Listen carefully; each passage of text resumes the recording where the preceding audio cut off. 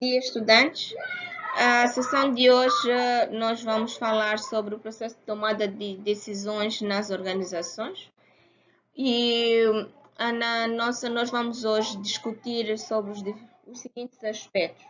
Vamos falar sobre o contexto da tomada de decisões, olhando para o pensamento de alguns autores que estão aqui discriminados ao longo da apresentação. Iremos falar sobre os autores no processo de tomada de decisão, sobre o processo de tomada de decisão no seu todo, como é que este funciona, quais são os níveis até poder-se tomar uma decisão, modelos de tomada de decisão e os principais fatores que contribuem para a tomada de decisão. Que, aliás, é o tema que que vos foi dado, vos foi atribuído ontem, na sessão do dia 11 de julho, no sentido de vocês fazerem uma pequena pesquisa e poderem apresentar hoje na sessão e iniciamos já com o debate.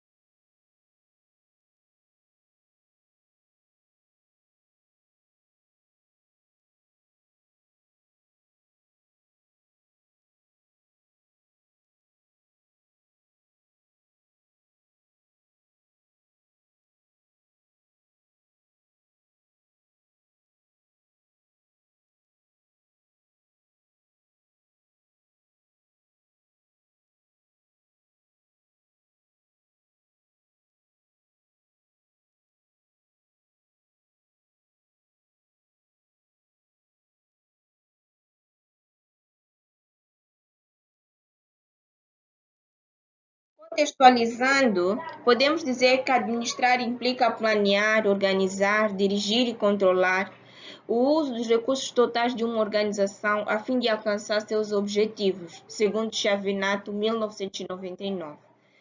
Então, a sua primeira corrente de pensamento foi chamada de abordagem clássica ou racional, utilizada em organizações americanas e europeias nas primeiras décadas do século XX. E nela, poucos temas foram tratados de maneira tão técnica, fragmentada e unilateral como o processo decisório ou tomada de decisão.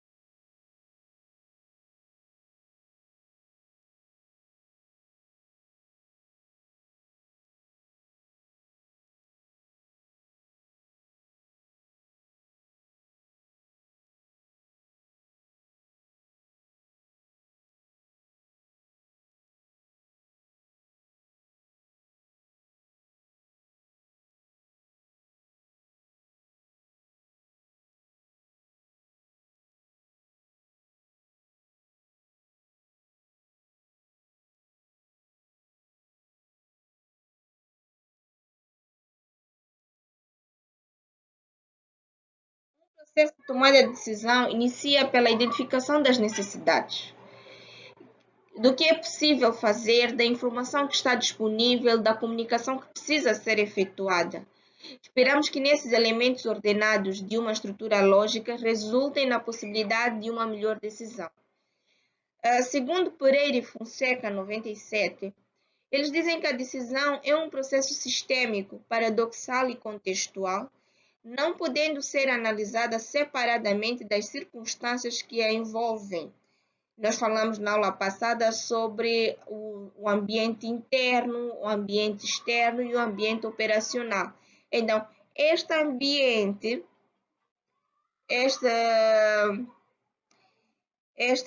organizacional influencia muito no processo de tomada de decisão.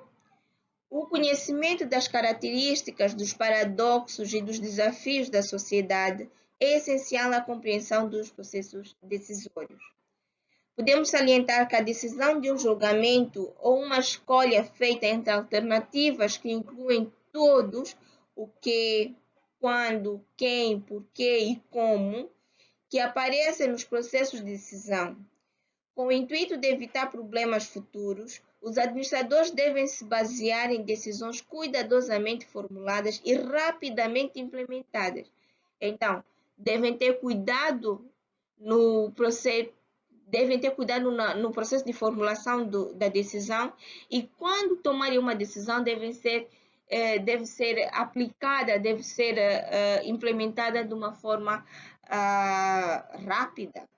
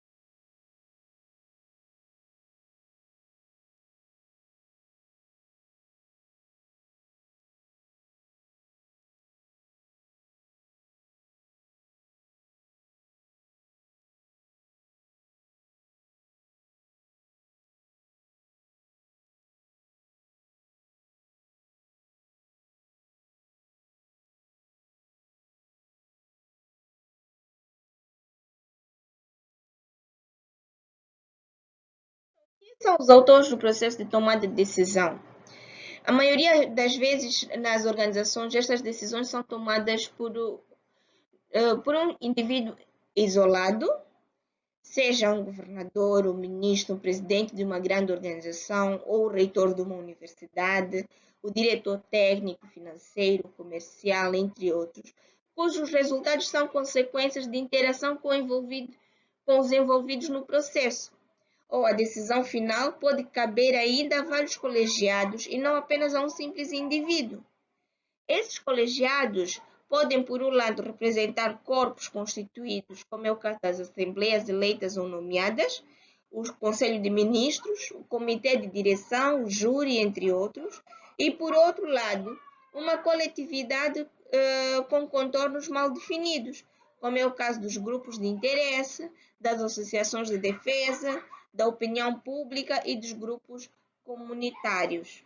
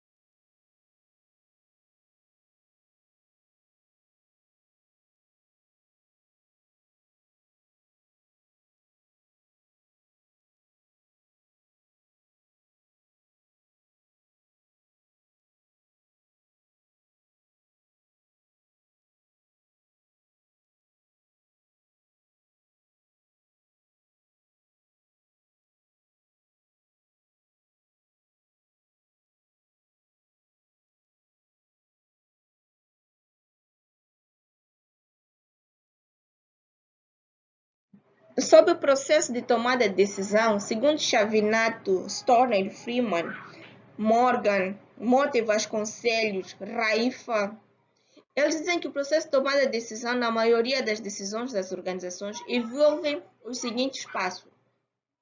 Primeiro é a formulação do problema. Segundo, a estruturação do problema a fim de relacionar suas partes na forma de um modelo. Terceiro, a montagem técnica de um modelo. Quarto, a simulação do modelo e das suas possíveis soluções. Quinto, definição dos controles sobre a situação e sua delimitação. Sexto, a implementação da solução na organização. Então, existem passos prescindíveis, primordiais para a tomada de decisão. Então, é tomado um certo cuidado até a tomada de decisão e a execução da decisão.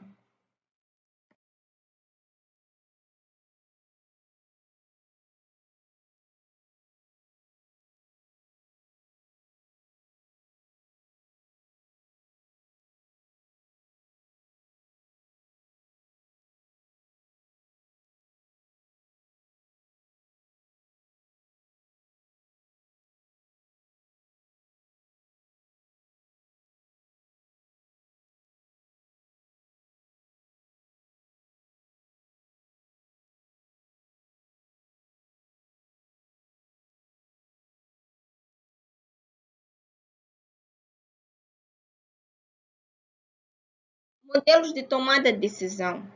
Os estudiosos da teoria administrativa, ao descreverem em modelos os procedimentos característicos da tomada de decisão, chegaram à formulação de vários esquemas interpretativos no processo decisório. Então, podemos sintetizar este processo como um modelo clássico ou burocrático, que firma-se na suposição econômica. Os procedimentos lógicos formais do processo decisório são enfatizados, corroborando que quem toma as decisões examina primeiro os fins e somente depois estuda os meios para alcançá-los, subordinando a eficácia do processo decisório à escolha da decisão mais adequada aos fins, ou seja, tenta verificar mais sobre que ganhos é que esta pessoa terá ou quais serão as consequências no processo de tomada de decisão para a empresa. Agora, os meios, ou seja, como vai executar ou implementar a tomada de decisão, esta estratégia fica sempre para... não é tão relevante como a decisão sobre que ganhos é que a empresa terá sobre uma determinada tomada de decisão.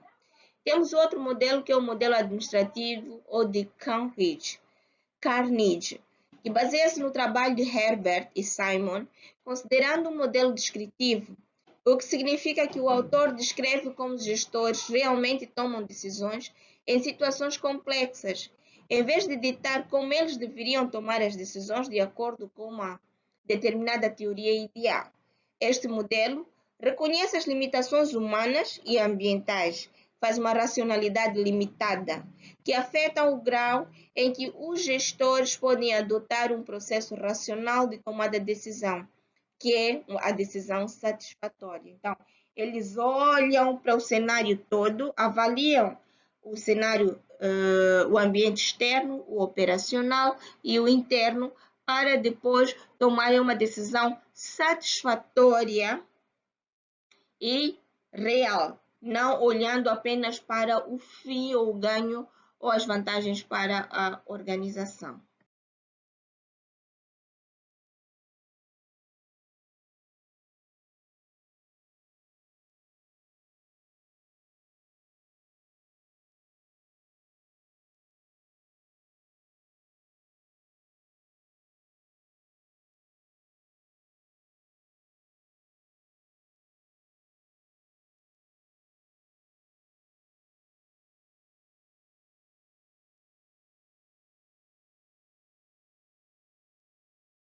Temos ainda o modelo comportamentalista. Nesse modelo, o comportamento dos indivíduos na organização é muito acentuado e abrangente.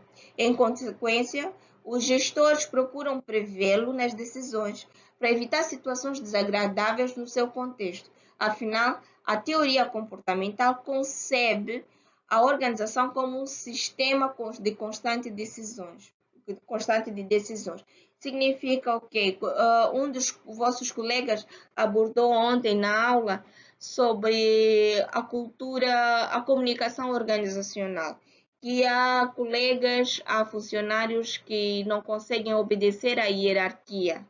E não, por causa deste comportamento pode pesar no processo de tomada de decisão daquele chefe ou do órgão máximo da instituição. Temos o modelo normativo, que é o modelo. Nesse modelo, a maneira de como deve ser feito o processo decisório é a preocupação central. É o modelo dos grupos técnicos profissionais, que é o dos colegiados, que já tem uma estrutura, obedecem um certo critério, uma certa norma para o processo de tomada de decisão, seja para punição ou mesmo para a promoção.